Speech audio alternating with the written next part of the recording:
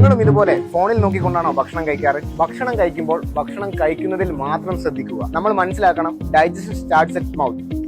നമ്മൾ ഫുഡ് കഴിക്കുമ്പോൾ അത് മധുരമാണോ, എരിവാണോ, പുളിയാണോ എന്ന് തിരിച്ചറിഞ്ഞ് ബ്രെയിൻ അത് ഡൈജസ്റ്റ് ചെയ്യാനുള്ള എൻസൈംസ് പ്രൊഡ്യൂസ് ചെയ്യും. അതിനനുസരിച്ചാണ് നമ്മുടെ ഡൈജഷൻ പ്രോപ്പറായിട്ട് നടക്കുന്നത്. Human brains are not design for multitasking. നമ്മളൊരു TV കണ്ടുകൊണ്ട് നമ്മളൊരു ബുക്ക് വായിക്കുകയാണെങ്കിൽ എത്ര കാര്യങ്ങൾ നമുക്ക് തലയിലോട്ട് കയറും. അതുപോലെ തന്നെയാണ് ഫുഡ് കഴിക്കുമ്പോഴും. സോ നിങ്ങൾ നിങ്ങളുടെ കുട്ടികളെ ഫോൺ കാണിച്ചുകൊണ്ട് അല്ലെങ്കിൽ TV കാണിച്ചുകൊണ്ട് ഫുഡ് കൊടുക്കുകയാണെങ്കിൽ ആ ഫുഡിന്റെ പ്രോപ്പറായ ന്യൂട്രിയൻസ് ആ കുട്ടികൾക്ക് കിട്ടണമെന്നില്ല.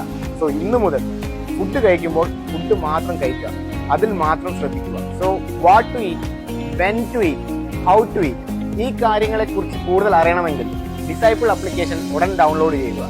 Thank you.